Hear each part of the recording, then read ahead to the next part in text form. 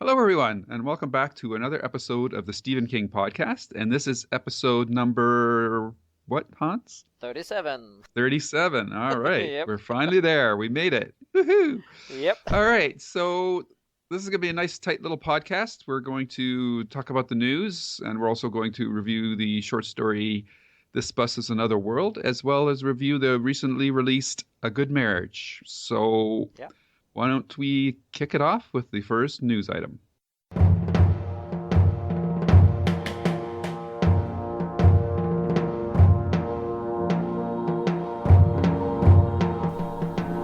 Welcome, welcome. Do not fear the door that lies before you. We will protect you. We are your guides, Hans and Lou, and we will give you the latest in Stephen King news. But before we do so, you must prove yourself worthy. You must open the door and join us in the death room.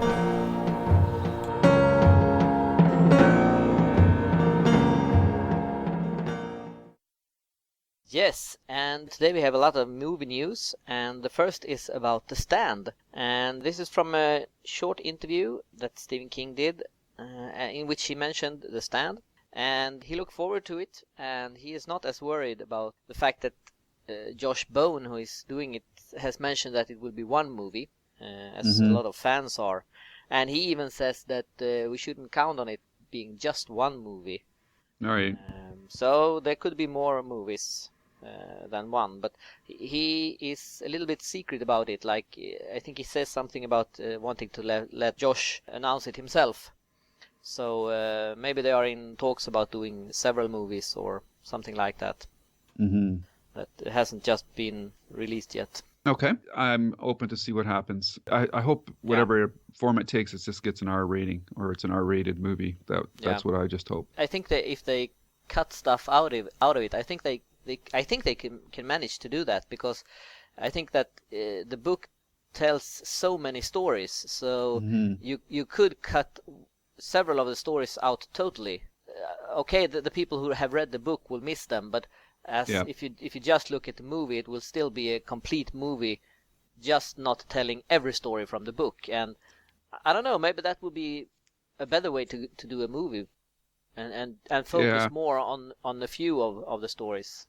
I hear you. I guess the problem, even if the trick that they're going to have to tackle, is because there's so many characters in the book, even if you collapse a bunch of characters into one character, that still leaves like 10 to 12 characters that's about as low as I think they could go. And I don't see how they could go any lower than that, and that still, to me, takes up more than one movie. But we'll have to see. Steve himself did it with the book. He cuts parts out of the shorter version of the book, and that worked.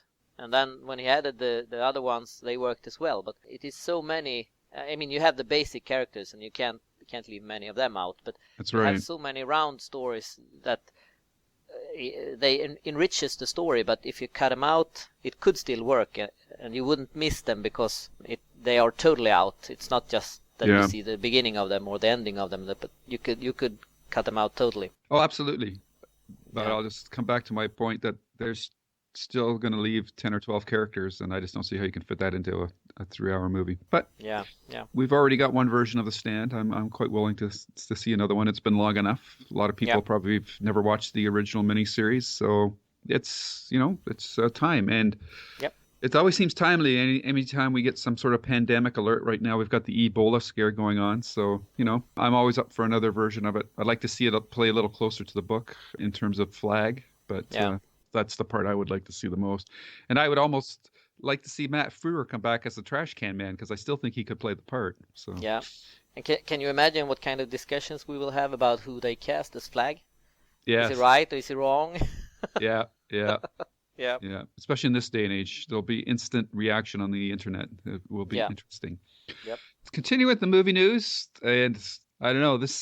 Sometimes I'm wondering if this is we're gonna be talking about till we go to our graves. But King is talking about the Dark Tower movie, and he says that sooner or later it'll show up, and I totally agree with him. But what that form is going to be and when that's going to happen, it's hard to say. But it's encouraging to see all these types of projects coming out on other media streams, like what we're seeing now with Mercy is on Amazon Prime. Yeah. We've got cable channels doing movie adaptations of shorter stories. So for me, The Dark Tower is something that could show up on a Hulu or a Netflix or something like that. And that would be totally okay with that. And I actually think that would be a better avenue for it. Less restrictions, and they could spread it out over seasons or however they want to do it. So yeah. I think the main problem isn't that I think they could do it both financially if they find the right partner and special effect wise. I think they could do it, but I think that since it will be such a big project and it will take so many years to finish it, and even still in the books not much time passes, so it will be a problem to keep the actors. I mean, especially if you do, the kid.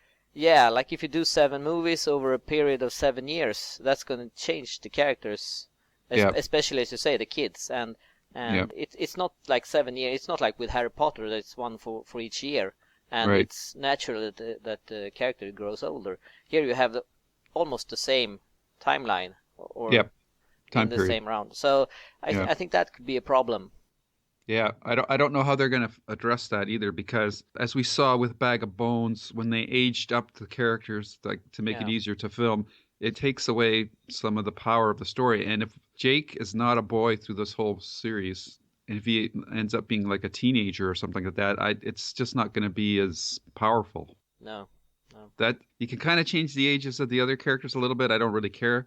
But for me, Jake has to stay around 10 years old through the entire series, and I don't know how they can do that. It's impossible. So maybe animated is the best way to do it. I don't know. Yeah, or if they can find like siblings that are 1 year different, they can use a new kid every year. Or they could CGI age him, keep him at looking the same age. But that would be expensive. So I don't know. Sometimes I think animation, like a ultra realistic Pixar project, I still want that with my dream project, because I think if Pixar could do like a hyper realistic looking movie, a Dark Tower movie with characters almost looking like real, as real as they could make them, I think that would be awesome. And I think Pixar needs a challenge, but I don't know if this is something that they would be willing to take on, because the cost would be enormous. But Jake's got to stay the same age through it, or it's not going to be as good. And I'm obviously open to seeing him as different ages, but for me, premiere version would be Jake staying throughout the same age through the whole series. Yeah. It's good though that King is positive to it and optimistic. So I agree with him. I think it will happen, because studios are just dying for content, and this is just a big fat brawling banquet table of story that just needs somebody to wrestle it to the ground and serve it up in the proper portions for everybody. Yeah. Okay, let's move on. The next news is about Mercy, which is a movie that's been ready for release for, I don't know, maybe a year. And it's based on the story Grandma, about a kid who is left home alone with his sick grandma, and she dies while he's alone with her. They have expanded this to, I don't know, now it's like 2 boys, and I think they've expanded the plot quite a lot. Based on the trailers, and this one is out now on iTunes, where you can buy it, and I think it will be out on, as you see, you can rent it from iTunes October 21st, if I'm correct. And there are several things that I noticed about this one. Actually, I haven't seen it, but the first thing was poster. It has no mention of Stephen King, which is unusual. It has happened sometimes. I think Shawshank Redemption, I think that one didn't have his name on it, and that turned out to be a really good movie, but I don't think this one will be in the same level as that one. I also noticed that the first trailer I saw for this one was actually on iTunes, and that was totally what I not expected. It was like this kid and his grandma walking on a field and arriving to a gravestone or something like that. It was I didn't really get it because it wasn't at all the story I was expecting to see. But then very soon after that, a second trailer arrived online on several sites, and that one was more like the story I had expected to see, where we see the grandma and everything. But I haven't seen this one, and I didn't really want to pay for it to see it. So I don't know. Maybe I'll wait with this one. I'm not sure. Yeah, it'll show up on Netflix or something like that. Yeah, some streaming service. Yeah, the first trailer is not really a trailer as you just described it. It's more just like a scene excerpt, and it doesn't capture the flavor of the movie at all. And it's like somebody just said, well, we got to put something up. I'm just gonna, here's a little snippet, let's put this up, that's good enough kind of deal. Whereas the second one is much more of a traditional trailer. Caution flags have gone up for me a little bit because it's just from the producer of the Paranormal Activity and Insidious movies, and it's kind of, they're going to turn it into some sort of slasher kind of thing or whatever. So I'm not too crazy about how this is being presented as well. Though I do say that the cast looks pretty strong. But again, it's one of these situations where it might just be grandma in name only. That's why they've renamed it as Mercy. And it's just looks like they're treating that as a jumping off point to go into a more traditional witchcraft horror slasher movie. So I doubt if this one really has much to do with the story, but I think it'll be very loosely based on it, somewhere between like Under the Dome and Haven. Yeah, and it's so unusual that they have a story here that's or a movie that's based on the story by Stephen King, and they are not using his name in the promotion of it. It's not on the poster. The movie has been done like for about a year, and nothing happens. And when it happens, it pops up on iTunes without any notice or anything. So it's very strange because I mean, the slightest connection with Stephen King is often blown up in huge letters and used to promote the movie or whatever it is. But here they are doing the totally opposite. It's like they got this movie and they have to release it, but they are a little bit ashamed of it, and they really doesn't want to release it, but they have to. And I don't know. I get a very strange feeling about this one. Well, I think it's one of those projects that in 20 years earlier would have just sat on the shelf somewhere because to me it seems like they couldn't find more traditional distribution for it through like in the theaters or whatnot, so no studio wanted to pick it up. So it's ending up as, instead of in the olden days, these movies like this would go straight to video in your video stores, right? But now they're ending up on these media streaming services. And I think the fact that King's name is not on it is probably for two reasons. One, it's so loosely based on the story that he doesn't want his name attached to it, and two, maybe he saw it and doesn't care for it, or maybe they didn't want to pay whatever his asking price was to have his name attached to it for promotional purposes. So it could be a combination of those things. Yeah, but it's strange. If they buy the rights to do a movie, they have to be able to say that it's based on that movie. Well, they then don't I have can to only pay extra for that. Yeah, then I can only say that probably the second choice possibility I mentioned, that it's so loosely based on the story that King doesn't want his name attached to it, is why it's not happening. Yeah, I guess we'll wait and see how it looks. Yep. Sooner or later. Yep. Sooner or later. Okay, so for you Under the Dome fans, and we didn't hear back from very many of you, so we're assuming that you agreed with our opinion in the previous podcast. But you'll be happy to know, for those of you that do enjoy the series, that CBS, slower than they did with the previous season, finally did announce that Under the Dome will be back for a third time. So we'll have to see what happens next season. Maybe the third time's a charm. Yeah. I personally would have preferred if they would have just announced that they were going to do like either a 2 or a 4 hour movie and close the series off. Yeah. But I guess it's still making, apparently, when they set the series up back in season 1, I think the financing was in place that made it feasible to run 2 or 3 seasons. I would have to guess that if this season continues the rating slide that it happened in this season, that this will be the final season. And I'm hoping that the creators are taking this into account and working towards a closed storyline with leaving an opening for something else if they do get picked up, but really bringing closure to to the current iteration of this series that they've done to date. Yeah, I agree. I didn't really care about if it were renewed or not. Now that it is, I will watch it since it's presumably based on Stephen King's book. but I'm hoping I'm glad for those who follow the show, because now Absolutely. they get a chance to see what happened, because season 2 ended in a terrible way. But as you say, I hope that they consider this the last season and at least do the decent thing and end it on a good way and resolve the things that are and make a good ending and are happy with the 3 seasons that they've gotten. Because nobody wants to go through a dead zone ending again. No.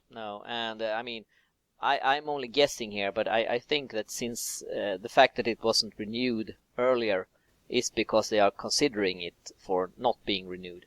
It wasn't a slam dunk that it would be renewed. And nope. my guess is that the 3rd season will not do better than the 2nd season. So I'm guessing that is this final season, whether they want it or not. Yeah. But that's only me guessing. But I hope they take the chance and make it a decent and good ending. Yep, I agree.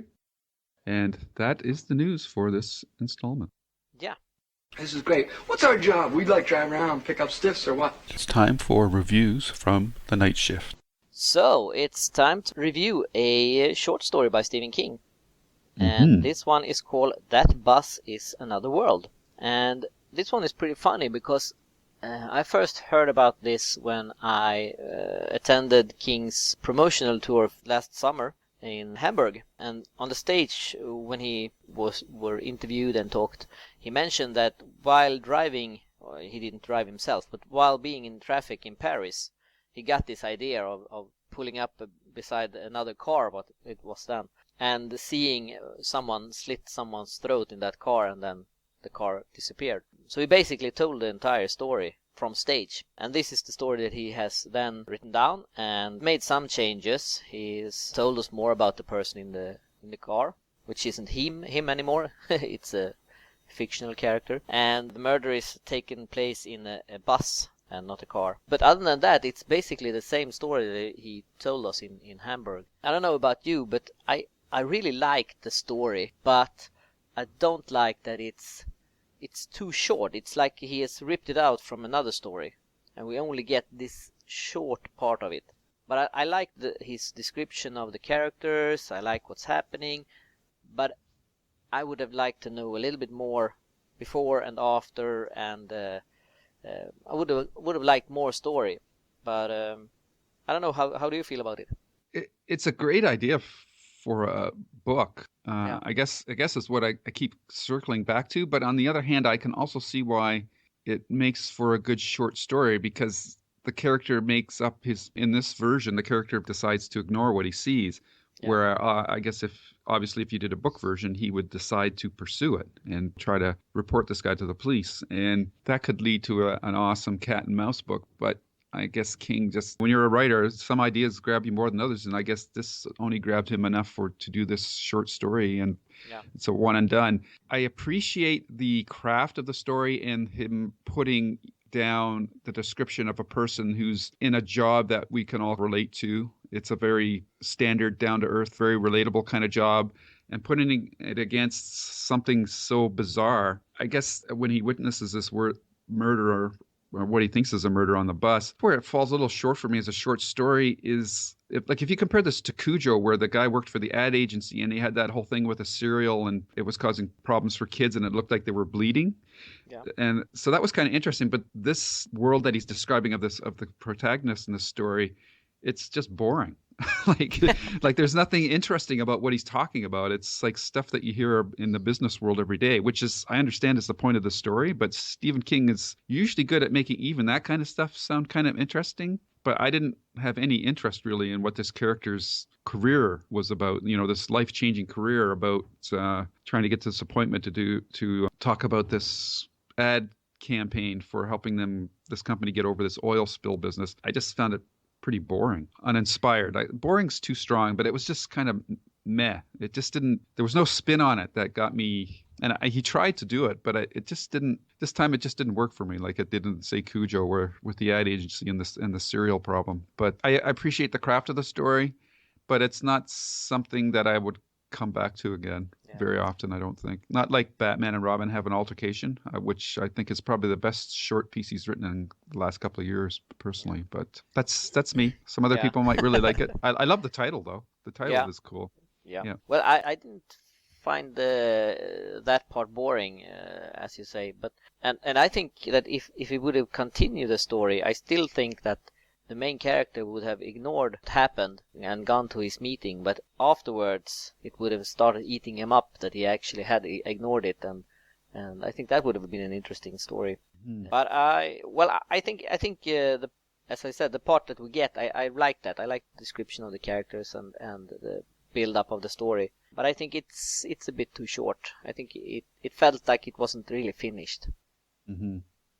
So basically, aside from our personal preferences, we're both saying it's not a totally satisfying story. Yeah. Yep. And that's our quick review of a short piece of fiction by King. It almost reads like a piece of flash fiction. It's so short. Yeah, it's a very, very quick read.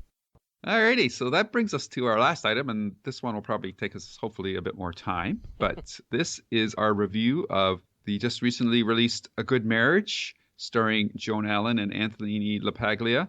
And again, this is an interesting movie in that it's not getting a super wide distribution, and it's also being released on video on demand as well. So we're really starting to see a new model with how movie projects are being released. So I find that quite interesting. And Hans, you've put up your review on the site. So I don't know. Do you want to hear my thoughts first, or would you like to summarize yours first? No, go ahead and tell us what you think.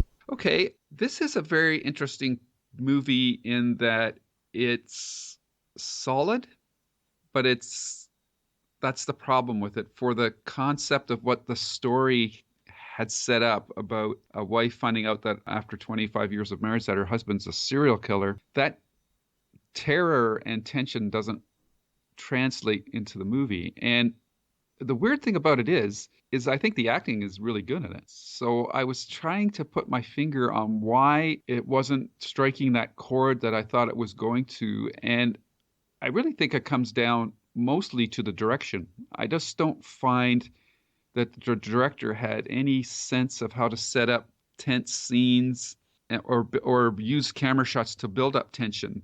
There was very few. It almost felt like a documentary as opposed to a movie. And I don't know if that was the approach that he was trying for, because if he did, he succeeded too well. But there were chances to make scenes much more intense than they were. And I'm not talking about gore. I'm talking about just building up your expectation that something's going to happen, and then it doesn't happen. And then all of a sudden it does happen. With him, the way he directed this movie, I knew how every shot was going to play out, and it usually did. And there was no surprises during this movie. It just pretty well played out the way I thought it was going to. And I have to say that Joan Allen is awesome in this movie, but because she's such a strong actress, you never really get the sense that she's in fear for her life. And I think that it's not her fault, because she was showing fear in scenes, but I just don't think that the director staged the scenes properly and set up the tension between her and her husband. Like, for instance, the scene where she goes downstairs after she's found out about her husband, and goes downstairs because she thought she heard something, and then she comes back up. There's no surprise that her husband's sitting in the chair there. It's just like, there he is. So there's no jump. There's no tension built on it. It's just like, oh, he's sitting in the chair. Like, gee, that killed the tension of that scene right there, because he knew it was going to happen. So I don't think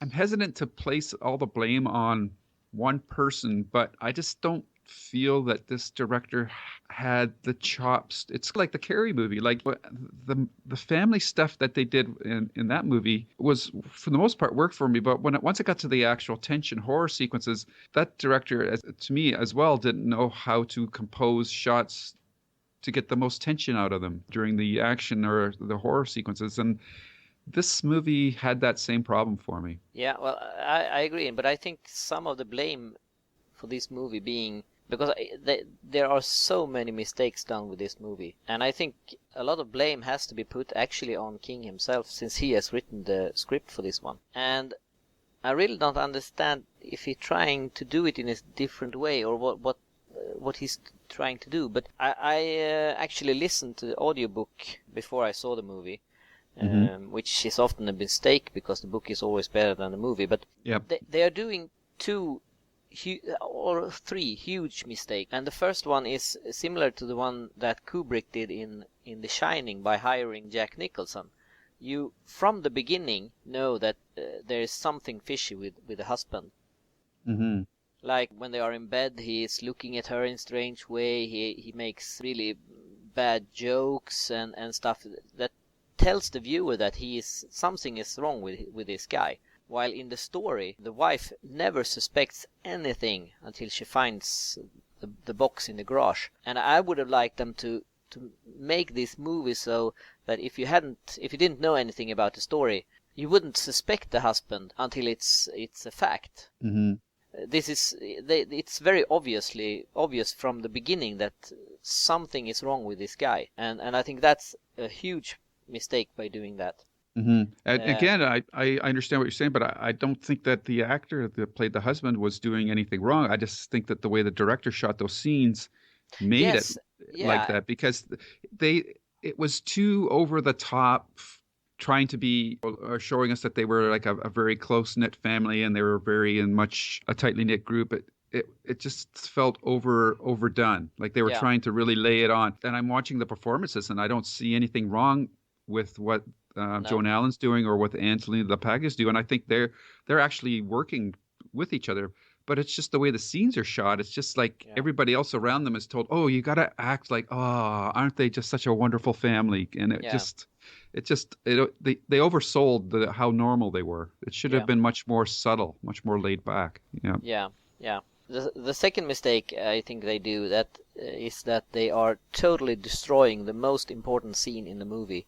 And that is when the wife is out in the garage, and the first thing she does when she looks at batteries or remote control to the TV. And the first thing she does is find a box which you find the catalogs. And in the story, she finds them and she thinks that the husband thinks that she orders too much from these catalogs, so he's hidden them from her. And while she starts looking through them, she finds this bondage magazine. Right. And that's when the description of this in the story is that she's trying to make up ideas. Why did he do it? It was just curious. He found it. He bought it. A lot of things. And from there, things get worse and worse and worse. While in the movie, she finds it. She says, "Oh!" And then she puts it in the pile. They totally messed that up. And they added, and that is the third mistake. They introduced the cup that is actually suspecting the husband way too early in the movie. And the first time I think we see more. I think we've seen some glimpse of him, but while she's out in the garage, a car drives in on their driveway. Someone's up ringing the doorbell, and she's get very frightened, and she's hiding in there. And then they drive away, and then it's like she's forgotten them. It's like it never happened. And she gets the batteries and so. I mean, like you said, King might have wrote that, but the director, like, why did he include that scene? Like, he should have watched that and said, this is not, you can only think for a second before the guy goes up to the house to ring the doorbell that, maybe it's her husband's come back unexpectedly. But that kills, as soon as the guy goes to the door and rings the doorbell, it kills the tension, and you're wondering, why are you still hiding in the garage? It's obvious. Like, now, is she embarrassed? But you can't tell. So I don't know. I think that's, if King wrote that, then he should take some of the blame. But I think the director just, I don't know why he had that sequence in the movie. I would have cut it. Yeah. Totally. And it made no sense. No, and I think that I don't know when you read the story last, but if you remember that scene when she finds the bondage magazine, and then the box and everything. Her state of mind there is total terror. Like, what they should have done there is, because she can't get into her state of mind too much, she should have found more than one magazine. She was saying one you can kind of shrug off, but now there's a half a dozen of them. Yeah. And now she's freaking out because, like you said, she kind of looks at it and goes, boys will be boys. Yeah. But yeah, they should have done something there visually to say something weird is going on here. Because like one magazine, well, it is weird, but a whole bunch of them would have been, whoa, something serious is going on here. Yeah. And then I also think that in the story, the husband is very careful. I mean, he's gotten away with this like they're celebrating 30 years or 20 years. 25 or something like that. 25, yeah, exactly. And he's been very, very careful and I mean, they describe how he has 2 rubber bands on the box, and he has like a tape that will show if someone has opened and everything. But in the movie, he gives the wife a couple of earrings from one of the victims. And that is, if you have read the story before, that's totally wrong, because he is so careful that he would never do that. That is just a too big risk. So that was something I reacted on when I saw it. I didn't have as big a problem with you. I agree from the way the story was written. It doesn't quite seem in character, but I understand why they did it in the movie, because when she finds the IDs and that, she's still struggling with, like, I don't think she's really totally believing that her husband could be involved with this. Yeah. But as soon as she sees those earrings on the latest victim, it makes it real for her. Yeah.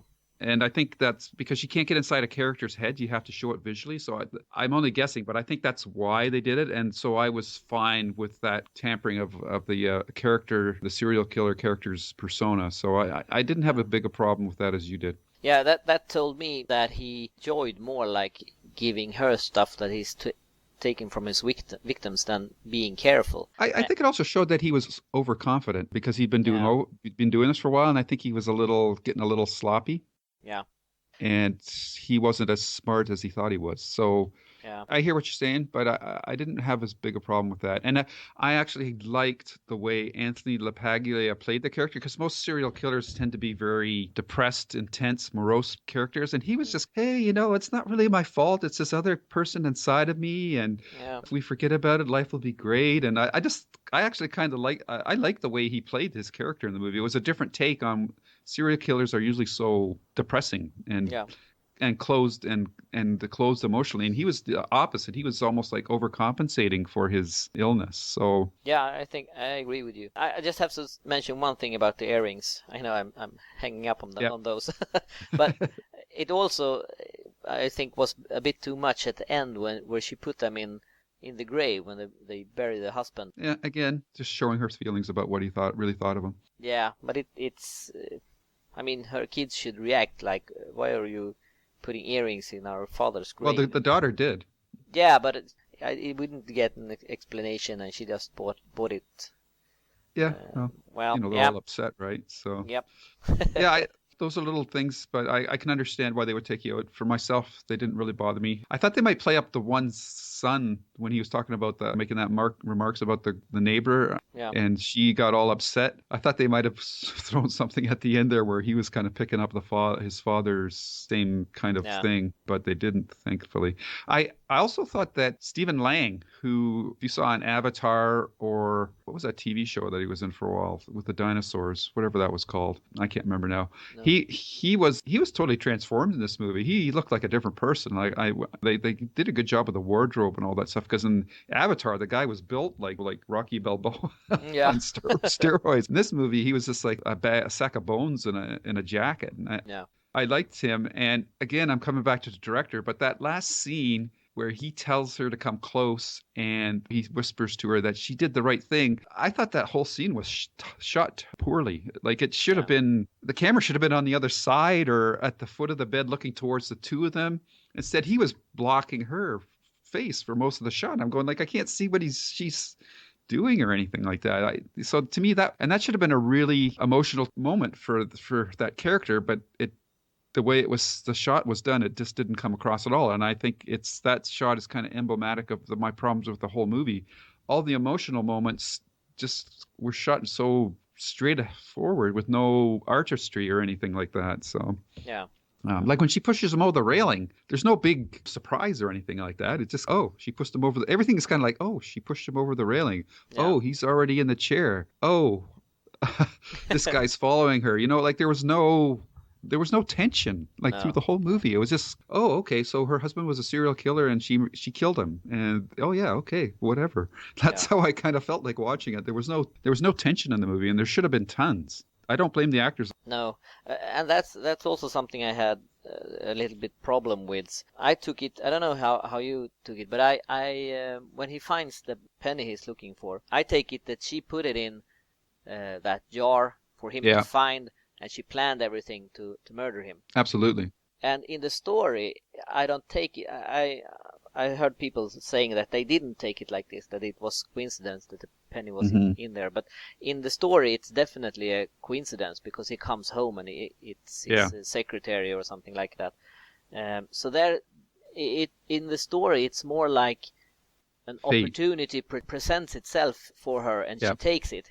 In the movie, it's more like she has planned it. And I didn't like that part either. No. I agree with you there. Yeah, that should have been left up to fate. They didn't totally lock it down. Like, they didn't show her holding up the penny and looking at it before she put it in the jar. You just showed her putting a hand of change in there. Yeah. So maybe through fluke, she got that penny at the restaurant where she had dinner with her friend. So you could interpret it that way too. But the way the whole movie played out, it makes more sense that she probably planted that penny. But you can kind of play with that a little bit, and I agree with you. I much prefer that it was like fate giving her this opportunity to take advantage of, where in the movie they make it seem much more like calculated, which is not really that character at all. No. Like, she's not one to be that calculating. Yeah. It was a spur of the moment thing for her in the book, in the story. At least that's like you. That's the way I read it too. And here it's way too calculated, which is too bad. But... Yeah, and I also have a problem with the way she killed him, because in the book he comes with his tray with some glasses on, and she pushes him down the stairs, and when the police come, she says he slipped. But I mean, in the movie, she pushes him over a railing that's like half his size, and I don't know how you do it to trip over something like that by mistake. So I really don't know. Well, they how said he was drunk, right? Yeah, but still, if he comes going with a tray and how on earth did he fall over? I mean, even if you're very drunk, I don't buy that, and it felt like a very, very cheap way to. It would have been so easy to just, if they have done the stairs and she pushed him down the stairs and he fall. I don't know why they would change that, because as I saw it now, I think, oh boy, how is she going to explain this to the police? And we didn't even get to see how she did it. They just bought it.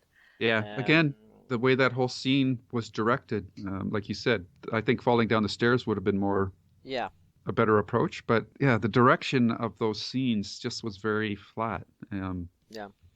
Very, there was just no tension. There's no tension in a movie that should be filled with a lot of tension. And that's, to me, is if an actor's giving a bad performance, it kind of goes across all the material. But these actors are actually in most of the scenes, when things are normal in that, they are doing a good job. I buy what they're doing. So I have to think that it's what they're being told to do and how it's being shot is the problem. So I don't know, maybe I'm picking on the wrong person, but that's like you're reacting on story points. I'm just reacting on a movie that should have been filled with tension.